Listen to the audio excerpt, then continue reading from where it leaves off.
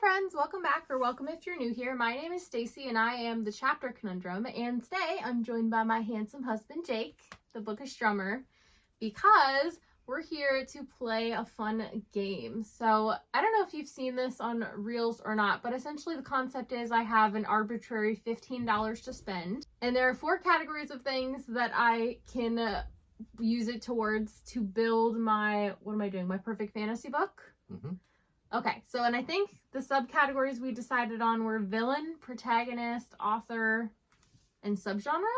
Correct. Okay. So like you were saying, you have $15 to spend, but there's 4 categories, and it's each category you have either the $1 option, which is the worst option, and then up to 2, 3, 4, and the $5 option, which is obviously the best one.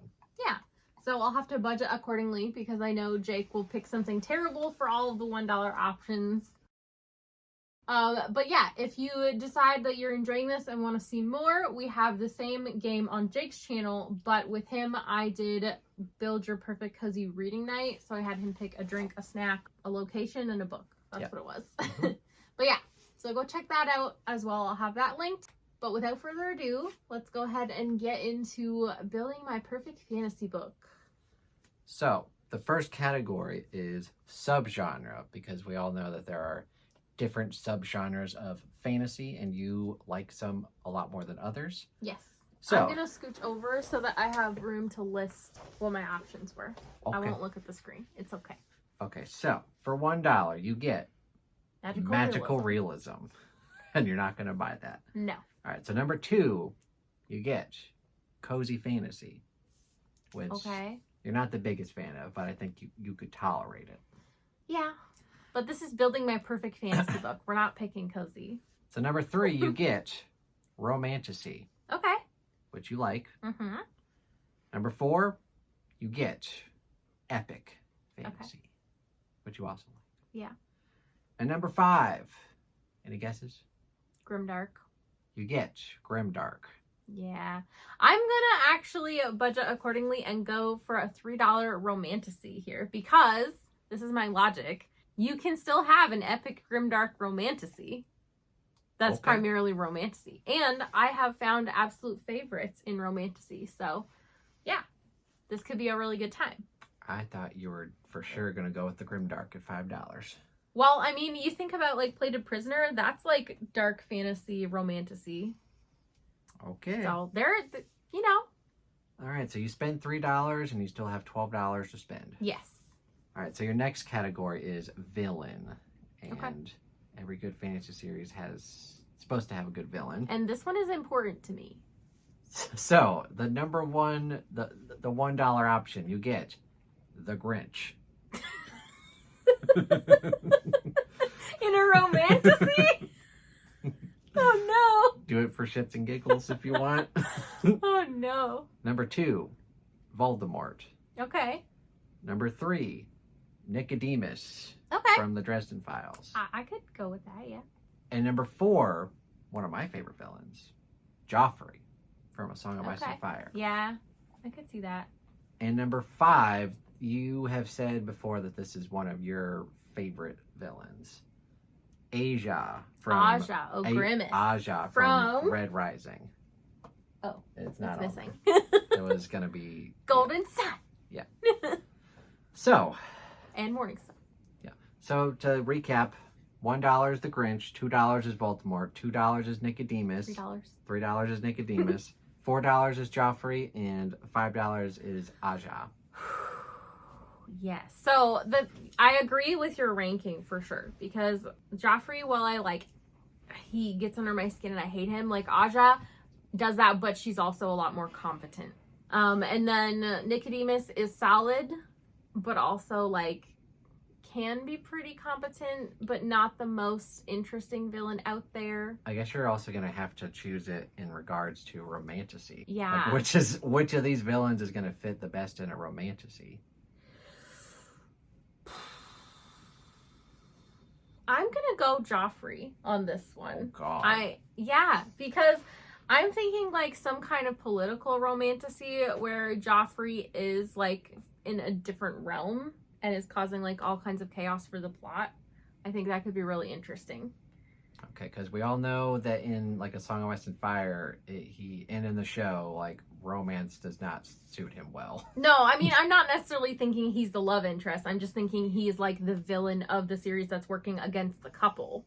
I see. So, okay. Yeah, I'm going to go Joffrey. A very, like, ooh, get under your skin villain is really important to me because one of the biggest things that makes me enjoy a book is tension and stakes. And so if I think the villain is like an actual threat, or like if I feel things based on the villain, then that makes me enjoy the story a lot more. So, all right. So Joffrey was $4. Yeah. So you have spent $7, which means you have $8 left for your Yes. last two categories. So Yes. not bad. Yeah. Could be in a much worse position. So number 3 is protagonist. Okay. So the $1 spot, you would get Tom Bombadil, Oh, no. which you're not going to pick. No, I do not want to have singing in my romantasy. Thank you. Number 2, we have Ren from Poppy War. Okay. And number 3, we have Harry Dresden. Okay. In romantasy. And number 4, this one would work fairly well, and she is one of your favorites, Claire from Outlander. Okay. And then number 5, we get Daenerys Targaryen, Ooh. again from A Song of Ice and Fire. Okay. Well, one of the things I enjoy the most in a romance is a very emotive, opinionated, reactive character, and that's Claire to a T. Okay. So I have to say Claire on this one and spend $4, which leaves me $4 in the final option, or Okay. final category. Yes. Which I may be regretting later, but usually $4 is solid, so I'm not mad. Well, we shall see. So, like you've said, you have spent $11 so far. You have $4 left for this last category. And the last category is author. Okay. So the person who's going to be writing this romantasy with Claire and Joffrey. What kind of book is this going to be? Oh, boy. So the $1 option, you get Robin Hobb. Oh boy. No. Probably not going to pick that. I think her writing style is just way too subtle to have like the kind of romantasy with a reactive character that I would enjoy. Like, she would have something crazy happening on page that you like barely notice is even happening because the characters are barely reacting to it. You know, that's not the vibe. For $2, you get KJ Parker. Ooh, okay. I've never seen him write romance. He probably has some like subplots and stuff in his books, but the only one I've read is The Hammer. It's a very slow burn though, which is an awesome thing to pair with a romantic relationship. I love when a romance is a slow build. So that's something to think about. Your $3 option is Brent Weeks. No, I don't want him. No. If I had chosen a grimdark, heck yes. But for a romantasy, no. I don't love the way he writes his female characters. I mean, I like Karis. She's probably my favorite of the female characters he has written. But he's not, like, up to the task of writing Claire in a romantasy. So, what's next? So I will first, since you can't afford this, I will reveal what you could have bought for $5. Is it Pierce Brown? It's Pierce Brown. Okay. Yeah, I mean, he can write a good romance. And I'll be honest, I didn't really expect you to pick romantasy, so a lot of these authors aren't romance authors. That's fair. So for Who's $4, $4? this is the one that you could spend the most money on, is Brandon Sanderson. Ooh, okay. Well, I like Warbreaker, and that has some romance. But no. I mean, he would have excellent world building, excellent pacing, really cool magic. I guess the real question is, who do you think could write Claire and Joffrey? The best. I have to go KJ Parker on this one. I think he would nail the pacing with like a slow burn, tension-filled romance. I don't know how he would handle Claire's character, but I definitely think he could do something really interesting with Joffrey. He would bring something darker in tone to it to start with too, so it would be more of like a darker fantasy romance. So I think Brandon Sanderson could write Claire, but I don't think he could write Joffrey. No. He doesn't go dark enough, I don't think. Yeah, and I also think, like, I don't love the way he writes romance as much, so. Even though it's a risk, because I've never seen KJ Parker write romance, I'm gonna say KJ Parker. So to summarize... He would rip my heart out in the end, and it would be, like, the most emotional romantasy that was dark ever. So to summarize, you picked for $3 a romantasy with a villain for $4, Joffrey, and the protagonist, $1 Tom Bombadil. No, I'm just kidding. No. $4 Claire from Outlander, and then the author, $2, KJ Parker. So technically, you still have $2 left to spend if you want to spend anything else. So I can't get the answer to. no Siri. $2 if you wanted to also include Ren as a protagonist. No. Or have Robin Hobb co-author it. Or Voldemort. Also, is there anything that you regret now that you've done it? Like, would you do anything differently? I think knowing that I had $2 left over, I probably would have gone Grimdark instead of Romantasy. But I knew that you would have terrible, like, low budget options for me. And so it was like, I better make sure I save something. And like, I can really love a Romantasy. There are some that are all-time favorites. And so knowing that, I was like, okay, I can probably spend the $3 instead of the $5 on this one. But knowing that I had 2 left over in the end, I probably would have upgraded to Grimdark.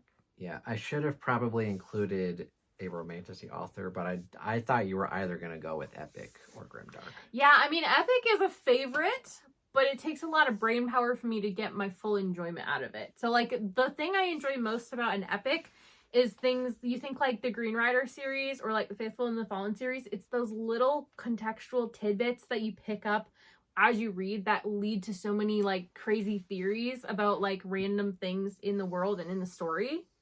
So another one that's good for that is like King Killer Chronicles. Though I didn't love the writing style in that one as much. I prefer more of a straightforward writing. But yeah, so like those kinds of things are what I love about an epic. Okay. Well, what you got is KJ Parker writing Claire and Joffrey in a romance fantasy. Yeah, I'm not mad about that. Very, not what I expected to have happen. But I'm not mad about it. So what I kind of expected for you to do was either pick Epic or Grim, and then you would have been toying with the idea of buying Aja for $5, but you would have either gone Nicodemus or Joffrey, and then maybe you would have spent money on Claire or Daenerys, and then maybe you wouldn't have had a lot of money left over, so you would have had to either go with KJ Parker or Brent Weeks.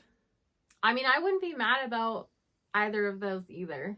So yeah, it's a very interesting book. Yeah. But yeah, this was a I lot would of read it. Yeah, this was a lot of fun, and I guess this is your channel, so you do your own outro. Oh, okay. Well, at first we're gonna move over so I don't look so silly. But yeah, this was a lot of fun. I wouldn't have been mad about how either set turned out, but I think it's funny how it did end up turning out. If you're someone who's read more KJ Parker than me and you've seen him write like a romance subplot, let me know, because there's like hints of that in The Hammer, but I'm unsure how he would handle it, like given that being like half the plot. I don't think I would hate it. So yeah, let me know your thoughts on that in the comments if you've read KJ Parker. Also, let me know what your selections would be if you had $15 to spend with these options. And don't forget to go over to my husband Jake's channel to see him pick out his perfect cozy reading night for $15. Thank you guys so much for watching. Don't forget to hit like and subscribe on your way out if you want to, and have a great day. Bye. Bye.